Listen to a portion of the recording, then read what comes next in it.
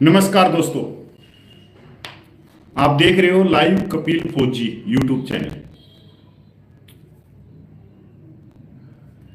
जब तक और भाई जुड़ते हैं, जब तक एक दो बात और कर लेते हैं। गर्मी फुल गर्मी है और इस तरह की गर्मी है जो आजकल मानसून 70 चल रहा है। अब इसको कह सकते हो जो बजट आया है उसकी गर्मी कह सकते हो। मैं खैर मौसम की गर्मी ना कह के इसको कहूंगा कि बजट जो मोदी सरकार 03 लेके आई है उसकी गर्मी ज्यादा है आज के दिन। उससे बजट की गर्मी है जो पसीने नहीं रुक रहे, टपक टपक टपक टपक पड़ते रहते।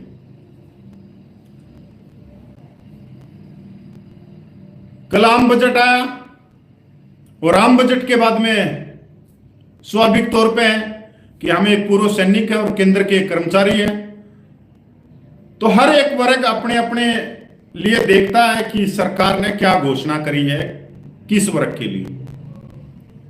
पर पहली बार समझ में आया 75 सालों में कि जो आम बजट होता है वो देने के लिए नहीं होता बल्कि लेने के लिए होता है। कि आपके 3 लाख तक छूट है, उसके बाद में इतना हम लेंगे। किसानों को इतनी फसल के लिए उनको अलग अलग तरह से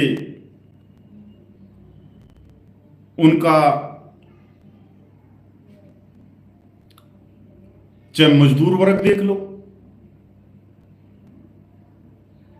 मतलब हर एक तरह से सरकार लेने की कोशिश करती है पर देती नहीं है। तो हम बात करेंगे सिर्फ रक्षा बजट के ऊपर।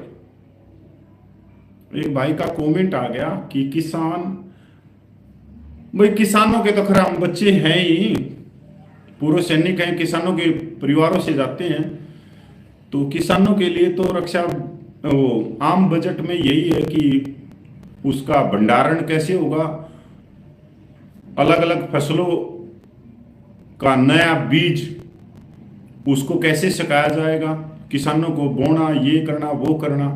पर ये कहीं नहीं है बजट में कि उनकी आमदनी दुगनी कैसे की जाएगी। चलो हम इस पे बात नहीं करेंगे, इस पे तो किसान नेता भी हैं और किसान बहुत सारे हैं, वो बात कर लेंगे। हम सिर्फ करेंगे अपना रक्षा बजट के ऊपर बात। मैं पूरी खबर आप लोगों को पढ़ा देता हूं, उसके बाद में देखेंगे कितने हमारी बल्ले बल्ले हुई है, कितनी क्या हुई है।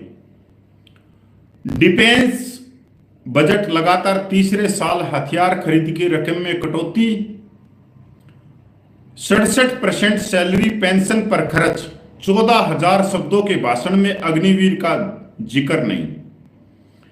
डिफेंस बजट 6 महीने पहले पेश हुए अंतरिम बजट का बहुत हद तक कॉपी है, क्योंकि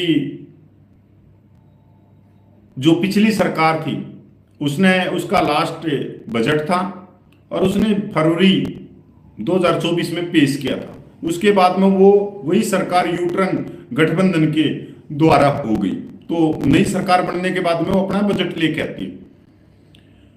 सेना को खर्च करने के लिए 6,21,940 करोड़ रुपए मिले हैं, जो अंतरिम बजट से महज 400 करोड़ रुपए यानी 0.064% ज्यादा है। इसमें हथियारों की खरीद और सैलरी पेंशन को मिलने वाला बजट जस का तस है। 400 करोड़ रुपए की बढ़ोतरी रक्षा मंत्रालय के हिस्से गई है। देखते हैं कि ORP 3 के रिवीजन के लिए तो नहीं गई है ये 400 करोड़ की। बहुत ही धीरे धीरे पढ़ूंगा जिससे सब भाइयों के पास में ये बात चली जाए कि रक्षा बजट में क्या है। लगातार तीसरे साल कैपिटल बजट यानी हथियारों की खरीद और सेना के मॉडर्नाइजेशन पर होने वाले खर्च में कटौती की गई है। पिछले साल कैपिटल बजट के लिए जो अमाउंट मिला था उसमें से भी करीब 5,000 करोड़ रुपए सरकार खर्च नहीं कर पाई। डिफेंस बजट का 67.7% हिस्सा रेवेन्यू और पेंशन बजट को मिला है, जिसका ज्यादातर हिस्सा सैलरी पेंशन बांटने में खर्च होता है। पिछले साल के अनुमानित बजट से 27,000 करोड़ रुपया ज्यादा खर्च सैलरी पेंशन बांटने में किया गया है। इस बार डिफेंस को कुल बजट का 12.9% हिस्सा मिला है। पिछले साल यह हिस्सा करीब 13% था। 14,717 शब्दों के भाषण में वित्त मंत्री निर्मला सीतारमण ने 2 बार डिफेंस का जिक्र किया है, लेकिन अग्निवीर का नाम नहीं लिया। बहुत बढ़िया बात भाई।